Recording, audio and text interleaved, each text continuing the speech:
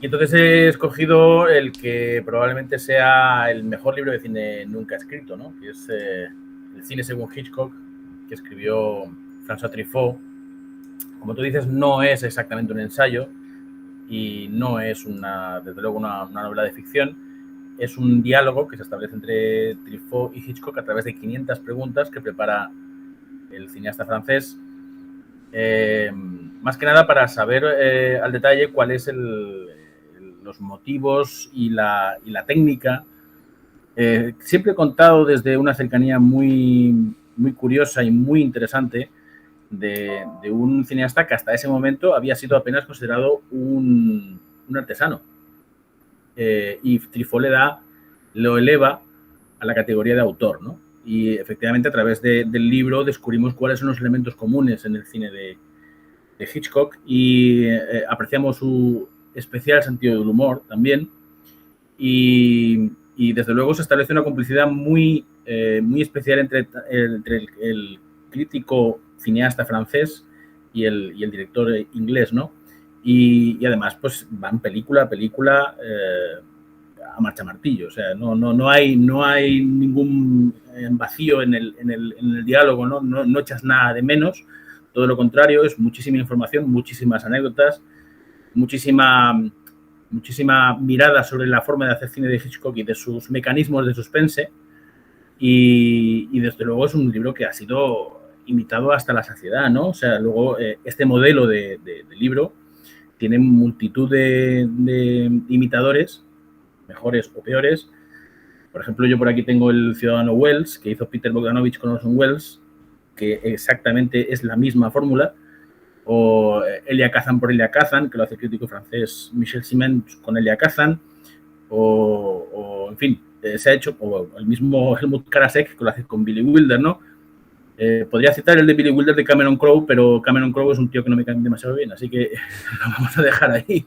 Pero vamos, quiero decir que es un libro que ha sentado cátedra y de hecho incluso tiene un making of en cine, ¿no? Hay un documental realizado por Ken Jones, que es uno de los colaboradores habituales de Martin Scorsese, que realizó un cómo se hizo este libro en la película Hitchcock Truffaut, ¿no? Que se estrenó hace 7 años en formato documental, muy interesante porque incluye mucho material gráfico que no estaba editado hasta ese momento, y además incluye la opinión de diversos cineastas acerca de lo que aportó el libro y de lo que aportó Hitchcock en sí mismo a la historia del cine, que yo creo que es fundamental.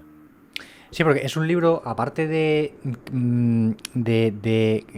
ser pues una visión histórica de una parte del cine importante de los últimos tiempos, también puede servir de bueno, en algunas cosas quizás, no sé si opinas lo mismo, de manual técnico en algunas cosas sobre cómo se hace una película, ¿no? He visto por ahí que tenían bueno, que explica ciertas cosas de cómo hacer, cómo plantear, cómo llevar la historia al cine.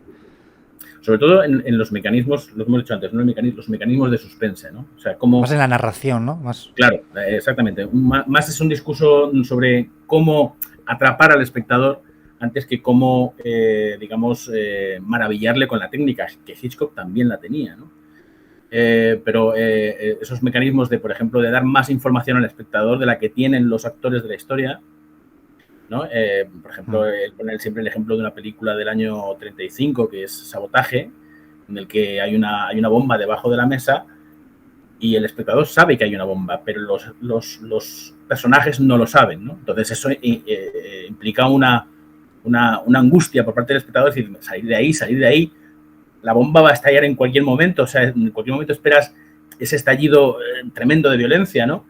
Y sin embargo, él prolonga la escena, y entonces ahí es donde es el rey del suspense, ¿no? Y dices, bueno, es que esto no va a terminar nunca, es un momento que a lo mejor dura 3-4 minutos en pantalla y a ti te parece una eternidad, ¿no? Esos son los mecanismos que manejaba Hitchcock. No hace mucho, en el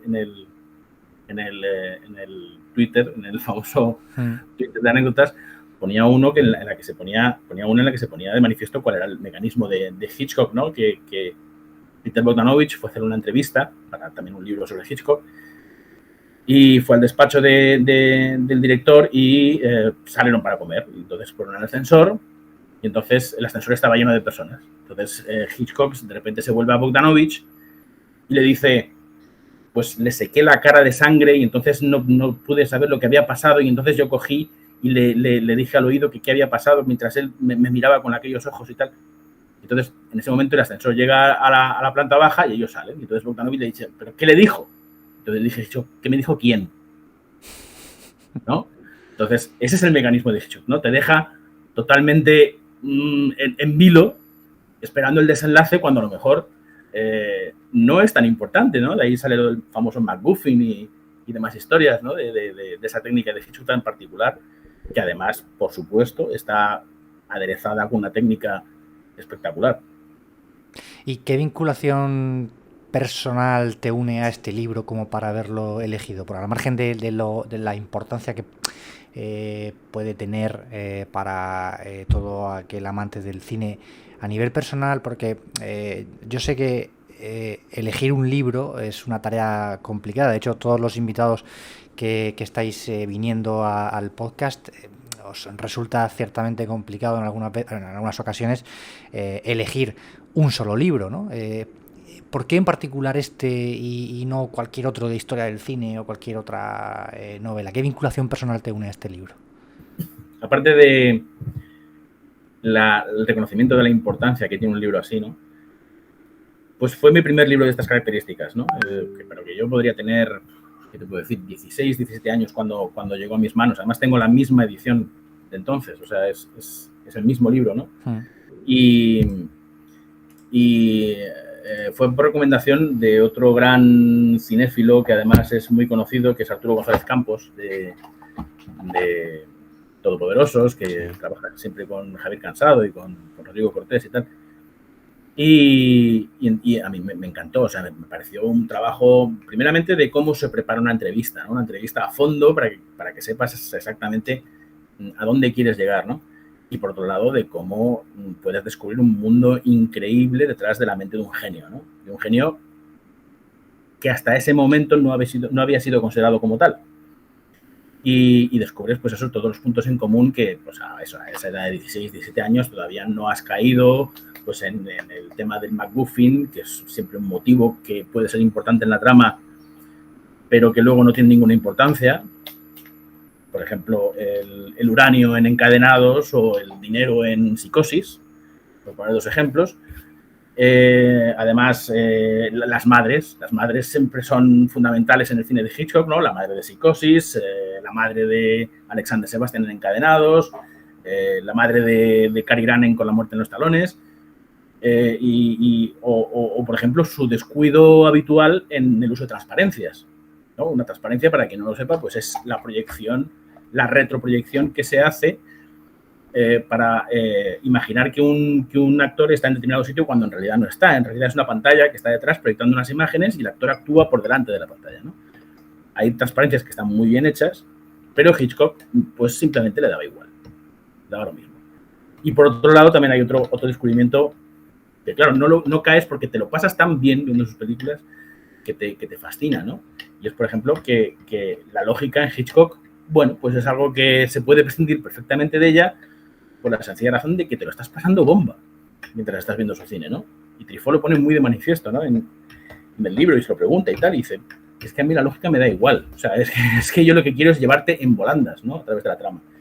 Todo eso me fascinó de tal manera en su momento que luego ha sido un libro que, claro, por supuesto, he releído 3, 4, 5 veces y he consultado frecuentemente, ¿no? Cuando me dicen, oye, ¿tienes algún dato sobre tal? Pues enseguida voy al libro de Hitchcock a ver si me decía algo a Truffaut, no lo busco por otro lado, ¿no? También está la biografía que escribe Donald Spoto, ¿no? Que también es muy, muy, muy interesante, pero ya es un formato de libro biográfico, que es otra historia, ¿no?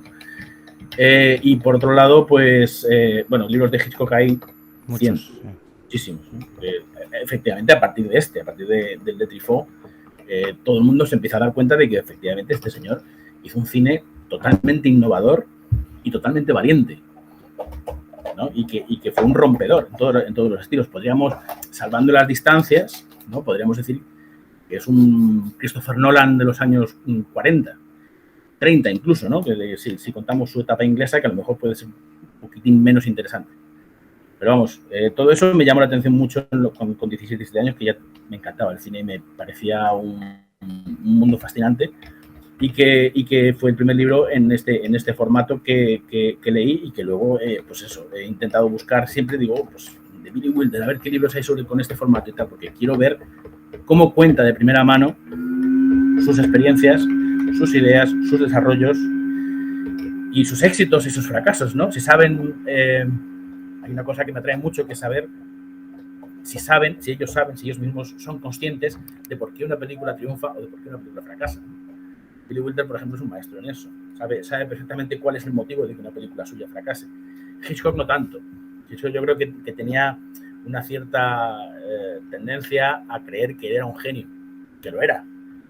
Pero quizá no tenía una conciencia clara de dónde podía radicar su punto débil, ¿no?